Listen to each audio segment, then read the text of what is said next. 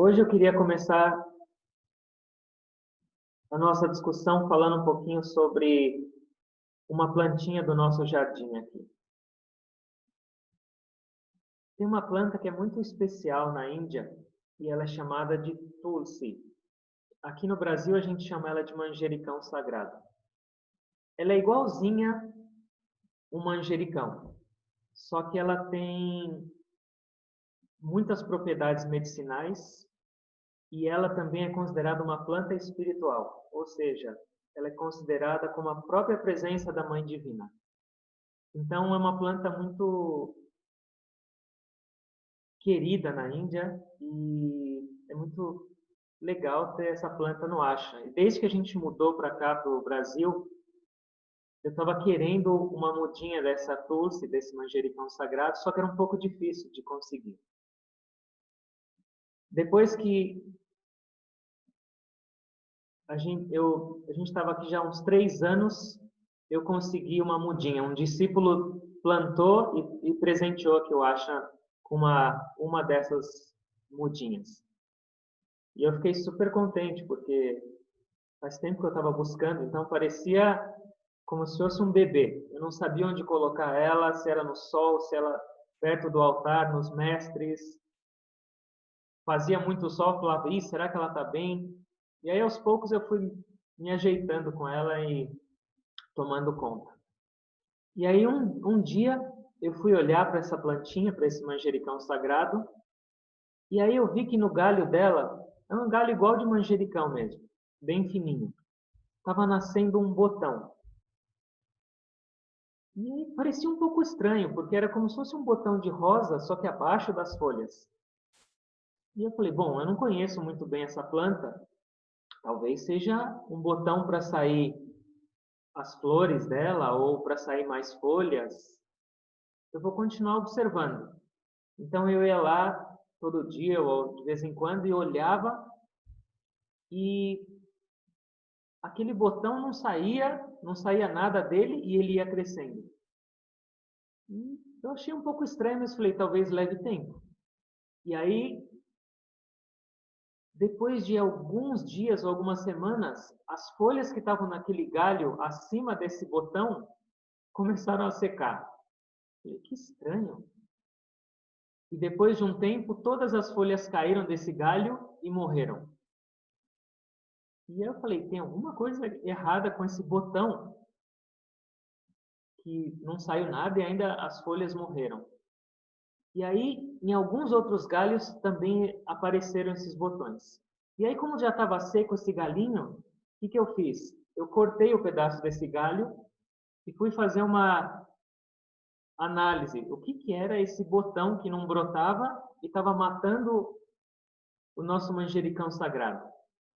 E quando eu abri isso com uma tesoura, não era um botão. E não tinha nada para brotar lá dentro. Sabe o que tinha dentro, no meio do galho desse manjericão sagrado? Era um verme. Ele estava lá dentro, escondido dentro do galho, comendo toda a seiva, toda a energia que era para as folhas e para as flores. Ele estava sugando e engordando dentro da planta. Fiquei realmente intrigado com aquilo. E quando eu estava pensando na nossa Tulsi e pensando nessa situação toda que aconteceu, me veio um verso da Bhagavad Gita na cabeça. É o verso 1 do capítulo 15. E o Sr. Krishna está falando que os sábios falam sobre uma árvore chamada Ashotama. E essa árvore é a árvore da vida. Mas essa árvore tem a raiz para cima e os galhos para baixo espalhados. E aí eu comecei a pensar e essa situação e pensando na tulsi, pensando na raiz, pensando nas folhas, veio essa associação. Então, o que essa árvore que o Bhagavad Gita fala nesse primeiro verso do capítulo 15? O que essa árvore da vida cuja raiz é para cima e os galhos são para baixo. É a nossa própria existência. A raiz nossa está para cima. Do mesmo jeito que aquela plantinha recebe nutrientes, ou qualquer planta recebe nutrientes da terra, e isso é transformado em seiva, e ela alimenta toda a planta ou a árvore, a nossa raiz também está conectada na terra. E qual é a nossa terra? É Deus.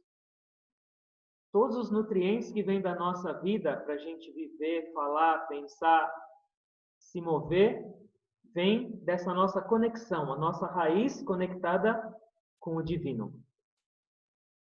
E dessa planta, ou dessa árvore da vida, quais são os galhos? Os galhos são os nossos membros, braços, perna, o tronco dela. E as folhas e as flores são as ações. E as frutas são os frutos das nossas ações. Mas a gente não pode esquecer que tudo nessa vida, nessa árvore da vida, só pode existir por uma fonte. A raiz conectada na terra. A nossa raiz conectada com o divino. Sem essa conexão, a gente não tem a seiva da vida, ou o nosso prana, que faz tudo acontecer. Eu acho que é bem simples e talvez vocês tenham compreendido essa comparação e essa ilustração. Mas talvez alguns de vocês devam estar se perguntando, tá certo, a planta, tudo bem, a raiz, a terra, mas o que tem a ver aquele verme que estava lá em forma de um botão escondido e sugando toda a seiva daquele galho e depois da planta e matando a planta? Será que a gente também tem um verme desse nas nossas vidas? Será que na árvore da vida também tem isso? E a resposta é sim. E o que é isso? É o nosso ego. O ego é o verme na nossa planta divina, na nossa vida, que aos poucos vai destruindo a nossa vida espiritual. E não só a nossa vida espiritual, mas também tornando miserável a nossa vida no mundo em qualquer aspecto. Vocês vão falar, mas o ego é tão mal assim? O que tem de tão negativo no ego? Ele é muito sutil e a maioria das pessoas entende ele como positivo e nutre ele dia após dia, com vaidade, com orgulho, buscando honra, nome, fama e assim por diante. Eu vou tentar mostrar para vocês hoje por que o ego é negativo nas nossas vidas e como a gente poderia trabalhar um pouquinho melhor com ele. Eu vou dividir com vocês uns slides.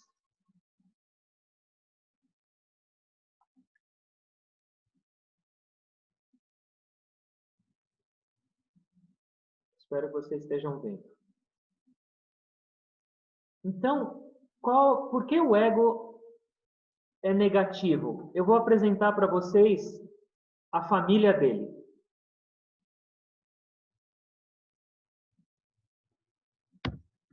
A ignorância é a mãe do ego.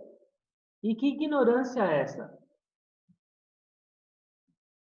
A ignorância de quem sou eu. A ignorância da minha verdadeira natureza. A ignorância da minha razão de viver aqui no mundo.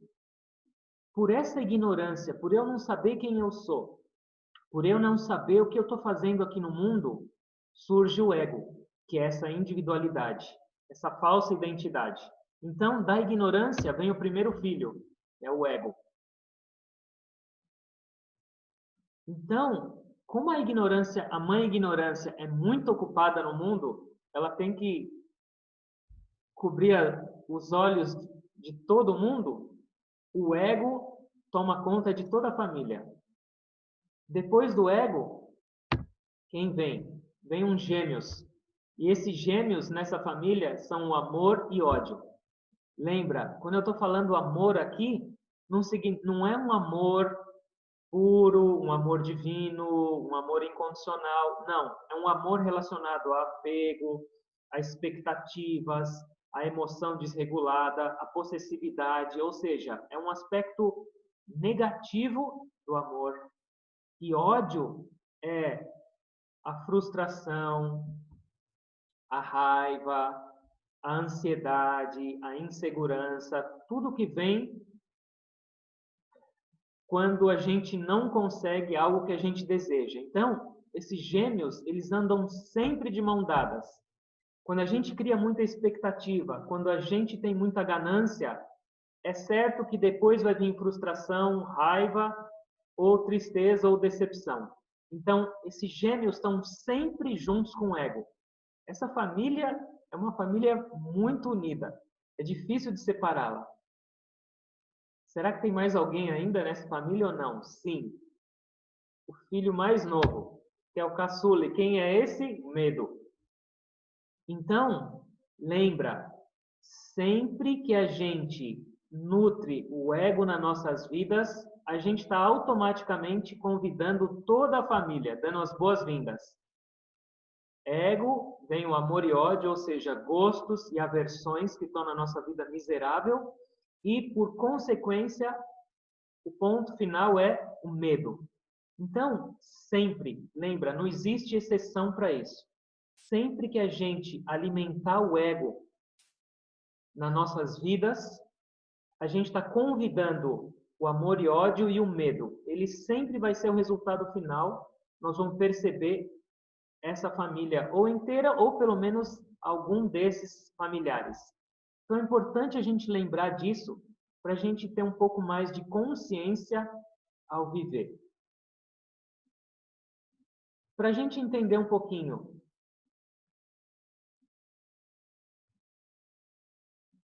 o que é ego, nós vamos agora estudar isso um pouquinho em sânscrito.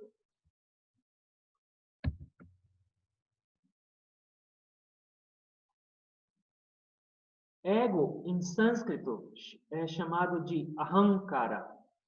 Nós vamos brincar um pouquinho com as palavras agora. Aham significa eu sou. E kara vem do verbo krudatu, que significa fazer. É o mesmo verbo de karma e o mesmo verbo de kriya também. A fazer. Então, ahankara, ou ego, significa o quê? Eu sou aquele que faz. Então, ego é aquela atitude que nós temos de pensar, eu faço tudo, eu sou quem faz. Então, para vocês lembrarem melhor do ego, nós vamos fazer uma combinação agora. Eu já falei isso em algumas vezes aqui no Ashram, talvez vocês lembrem. Então, nós vamos pegar o aham, nós vamos pegar em português. E o kara, nós vamos manter em sânscrito. Então, como vai ficar ego? Eu sou, que é o aham, mais o cara, quem faz. Então, em português, como fica isso? Eu sou o cara. Então, lembra, toda a cara também pode ser. Então, lembra, toda vez que a gente se sentir um pouco mais inflado, sempre que a gente sentir essa centralização, ou seja, eu sou o cara, saiba que o seu ego está ficando mais forte e a família dele está de mala pronta também, se hospedando na sua vida. É só para a gente lembrar, eu sou o cara, Ahankara. Tá certo. E uma pergunta, a gente consegue se livrar desse ego ou não? Antes da gente falar sobre se livrar do ego, eu lembrei de uma história sobre eu sou o cara. A gente tem aqui no ashram, na parede bem atrás do fogão, uma foto do Guruji cozinhando. Foi a primeira vez que ele veio para o Brasil e ficou na casa do John Baba em Brasília. Foi em 98. E ele está bem jovem. Então, quando a gente vai cozinhar, olha para a foto dele, automaticamente a gente vai se conectando. Uma vez veio uma criavã e ela foi ou esquentar alguma coisa ou cozinhar. Ela olhou para aquela foto e ficou um pouquinho incomodada. E Aí ela veio perguntar para mim, foi você que colocou aquela foto lá? Eu falei, fui. E eu perguntei, você gostou? E ela ficou um pouco envergonhada, ela não ficou muito confortável. Eu falei, você não gostou da foto do Guruji? Aí ela abriu um sorriso e falou, ah, era o Guruji. Eu falei, sim, era ele. Quem você pensou que fosse? Ela falou assim, eu pensei que fosse você. Eu estava achando um absurdo você ter colado a sua própria foto enquanto cozinhava, ficava olhando para você. Isso seria eu sou o cara.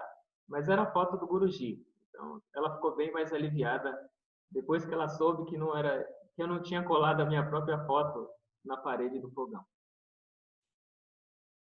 Então, respondendo aquela pergunta, será que a gente pode se livrar do ego? E a resposta é não. A gente não pode viver sem ego. O ego é o aspecto da nossa individualidade, da identidade. Sem ego, a gente não consegue, não existe relacionamento, não existe criação. Mas a gente pode trabalhá-lo. O Ramakrishna Paramahansa, que foi um grande mestre, ele chamava o ego de patife. Ele falava, a gente não pode se livrar desse patife. Ele só vai embora quando a gente se realizar. Mas a gente pode, aos poucos, dobrando, levando ele de um estado imaturo, verde, para um estado mais maduro e espiritual. Uma vez a gente fez um retiro aqui no Brasil, foi em 2005, em outubro. Foi a primeira vez que eu encontrei o Swami Shuddhananda. E ele falou uma coisa muito legal, que eu repito sempre também, mas que faz a gente pensar nesse amadurecimento do ego, nesse processo gradual de tornar o ego um pouco mais maduro e mais espiritual. E são etapas. E quais são as etapas? O ego mais verde, ou mais imaturo, ou mais nocivo que tem nas nossas vidas, é quando a gente tem uma percepção. Eu faço. A gente não pensa no divino, a gente não pensa em nada. Eu sou o centro de tudo e eu faço. Completamente fechado para qualquer outra possibilidade de ajuda ou só eu faço.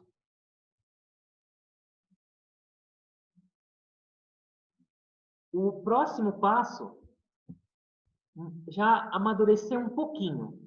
Eu continuo fazendo, mas eu faço para Deus. Como se Deus precisasse que eu fizesse algo para Ele. Como se Deus fosse alguém que estivesse mendigando. Por favor, faz algo para mim, não me esquece. Mas já é um passo além, já é um passo de amadurecimento. Um próximo passo é eu faço através de Deus. Percebam como isso já mudou. Eu já não estou mais eu fazendo para Deus, mas agora eu faço através de Deus, mas ainda assim Deus é só um instrumento para mim. Eu continuo fazendo e Deus é o meu instrumento que me permite fazer as ações. Uma quarta etapa de amadurecimento do nosso ego é a inversão dessa terceira. Deus faz através de mim. Está melhorando. O que aconteceu agora?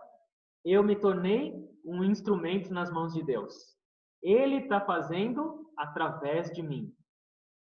Será que dá para a gente melhorar ainda esse amadurecimento? Sim. E esse é o estágio mais elevado, que é Deus faz. Aí a diluição, aí já não existe mais ego. Não existe mais instrumento, não existe mais nada. É a percepção de é sempre Ele que faz tudo. Eu não sou instrumento e nem eu faço, é Ele.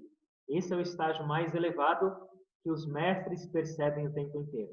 Então, esse é um processo de amadurecimento do ego que no dia a dia a gente varia de um estágio para outro, mas o nosso crescimento espiritual, gradualmente a gente está galgando esses degraus até que a gente chegue nesse último, na percepção de que é tudo a presença do divino.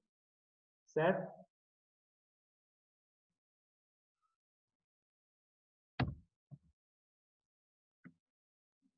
A palavra mais usada, o símbolo mais usado para representar o ego é eu.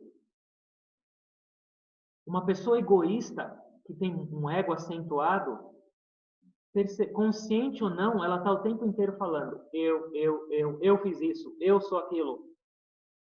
É sempre uma autocentralização.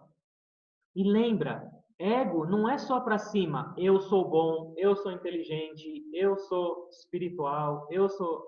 Mas para baixo também é ego. Eu sou o pior de todos, eu sou o mais burro, eu sou um coitado.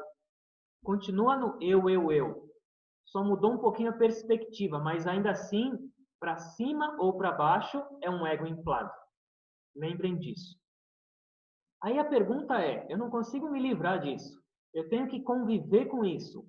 Como eu faço para acelerar esse processo de amadurecimento do meu ego?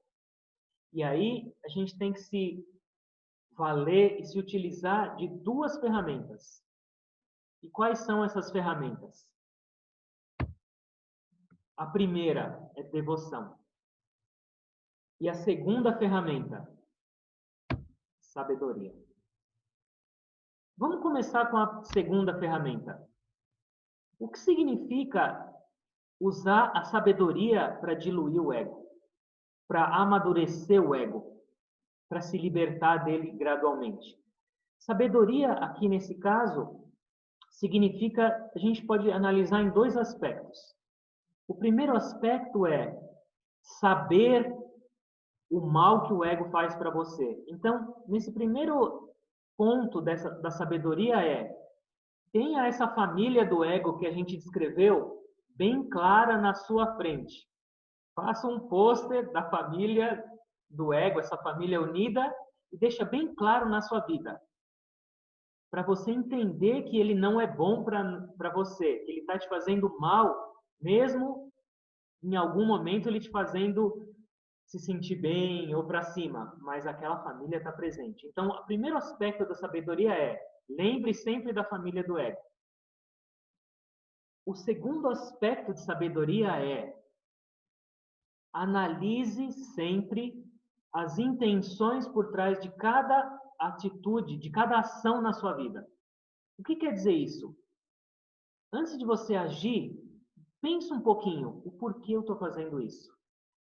E a gente vai perceber que a maioria das nossas ações é movida por ego. Por que eu tenho reagido tanto? Por que eu tenho tanta dificuldade em aceitar uma crítica? Por que eu estou sempre tentando provar para os outros que eu estou certo? Por que sempre eu estou buscando aceitação? Por que eu sempre estou buscando elogio? Por que eu fico tão ressentido e fico nervoso com as pessoas? Então, se a gente começar a usar o nosso discernimento nesse aspecto da sabedoria, para entender as nossas intenções por trás das nossas ações, nós vamos começar a perceber que esse ego é muito mais presente nas nossas vidas do que a gente imagina.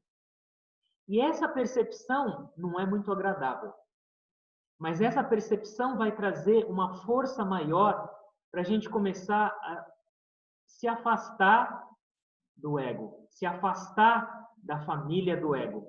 Então, isso é sabedoria ao se lidar com o ego, é ter tato para viver com o ego, prestar atenção nas sutilezas dele no nosso dia a dia e tirar isso aos poucos, com sabedoria. Nesse aspecto segundo da sabedoria, de perceber as intenções por trás das nossas atitudes, eu sempre tenho como um exemplo muito grande São Francisco. Ele tinha clareza da miséria que o ego trazia na vida. E ele tinha uma percepção muito nítida de quando ele mesmo agia com o ego. Então vamos supor, se ele estivesse andando em qualquer lugar, sozinho, e viesse um pensamento negativo de alguma pessoa, sabe o que ele fazia? Imediatamente ele saía para procurar aquela pessoa, era só um pensamento. E ele chegava e se ajoelhava na frente da pessoa e falava assim: eu vim aqui só para te pedir perdão, porque eu acabei de ter esse pensamento sobre você. Me desculpa. Ele pedia perdão e ia embora. Não foi uma ação, mas foi um pensamento que ninguém sabia. Ele ia lá e abria esse pensamento. Ego gosta de viver nas escuras. Ego adora segredo. Então, ter essa percepção. Sempre quando ele ia doar uma roupa, por exemplo, ele só tinha uma roupa no corpo, e aí ele via algum pobre passando frio e vinha pedir para ele tirava a roupa do corpo e entregava. Só que às vezes ele sentia orgulho disso. Um santo no nível de São Francisco, ele sentia orgulho. E sabe o que ele fazia? Imediatamente ele virava para os discípulos dele e falava assim: eu só queria falar que essa minha ação foi inútil, porque eu estou cheio de orgulho dentro por ter doado a minha roupa para ele. Eu vou melhorar, eu peço perdão para vocês. Ou seja, a percepção nítida de quando aquele ego estava envenenando até mesmo as ações de um santo. Sabedoria, viver com discernimento, lembrar da família e prestar atenção nas intenções por trás de cada ação sua. O outro aspecto de aprendermos para lidar com o ego é devoção. E devoção aqui também pode ser entendida em duas maneiras. A primeira é a vontade de dividir sua vida com Deus, com o divino. Então, é um esforço consciente que a gente faz para se conectar com Deus. Pensa, por exemplo, numa pessoa apaixonada. O tempo inteiro ela só está pensando nele ou nela. Ele está num lugar lindo, ele lembra, ela podia estar comigo aqui. Essa pessoa está comendo alguma coisa e fala, nossa, ele podia estar junto aqui comigo para desfrutar. Ele ouve uma música, lembra, nossa, eu lembro dela.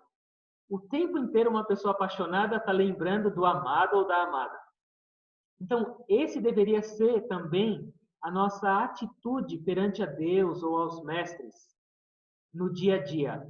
Essa vontade de dividir tudo das nossas vidas com Ele. E isso vai diminuindo aquela nossa sensação de individualidade e de eu faço, eu sou.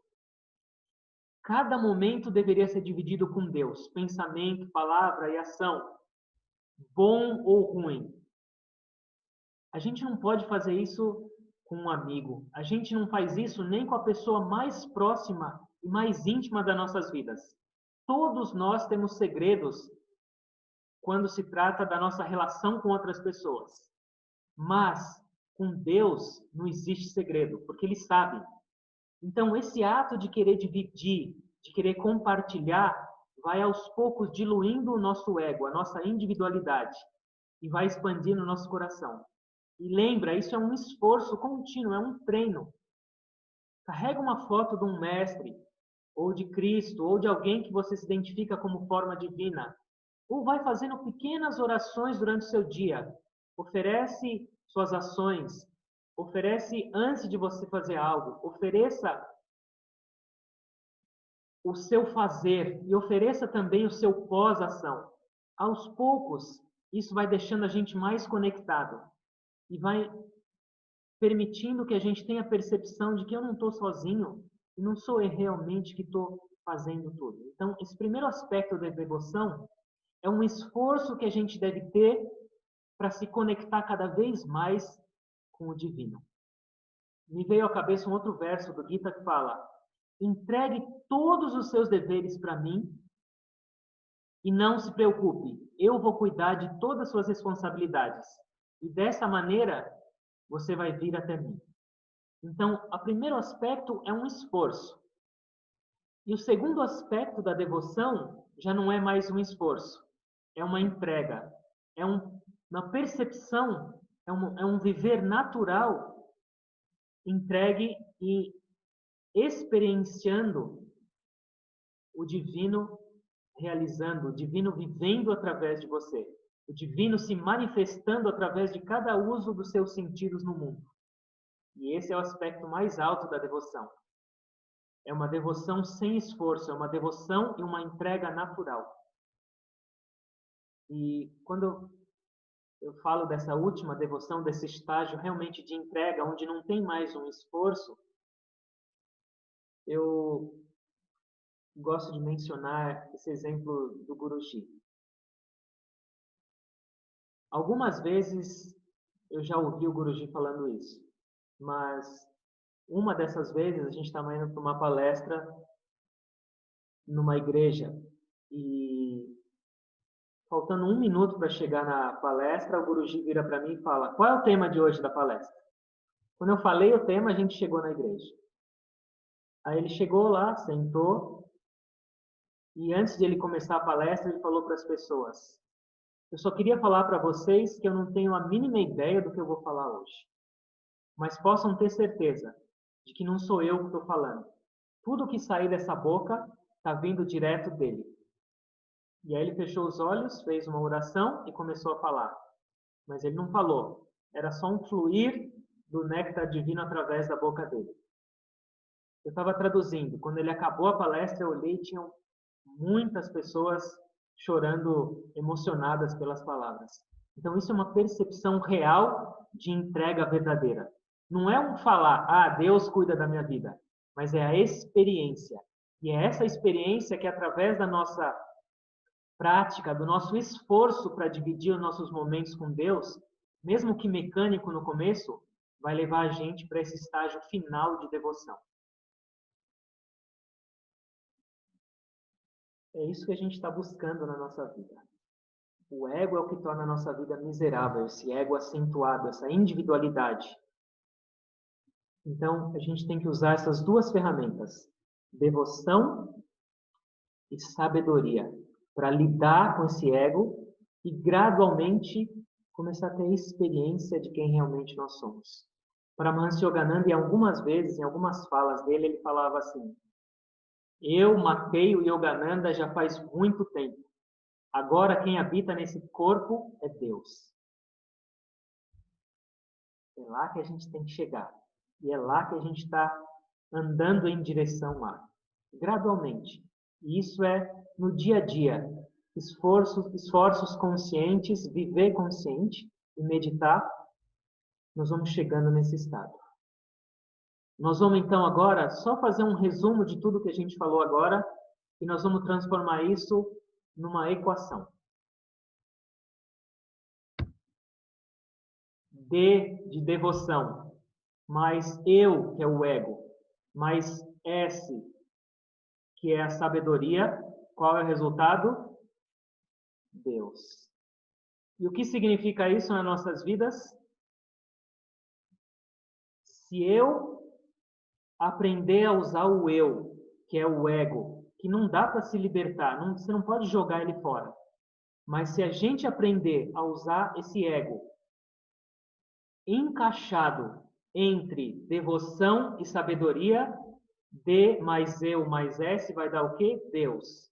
Então, quando a gente começar a se utilizar dessas duas ferramentas junto com a nossa individualidade, nossa vida está rumando em direção à divindade. Nossa vida vai se tornar uma vida divina. A nossa plantinha espiritual vai se tornar uma planta divina, que vai dar muitos frutos e muitas flores lindas. E essa atitude ao viver também traz mais beleza para o mundo. É uma contribuição nossa também para o mundo. Então, transformar a nossa vida de uma vida egoísta, de uma vida centralizada em nós mesmos, para uma vida expandida, para uma vida mais divina. E é isso que todos nós temos que fazer. E é isso que todos nós estamos fazendo nesse nosso caminho espiritual. Certo? Então, era isso que eu gostaria de dividir com vocês hoje. Eu espero que tenha ficado claro e que vocês tenham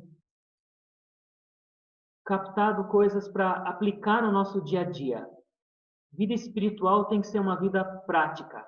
Tem que ser algo que a gente possa compreender e colocar no nosso dia a dia e fazer parte das nossas vidas.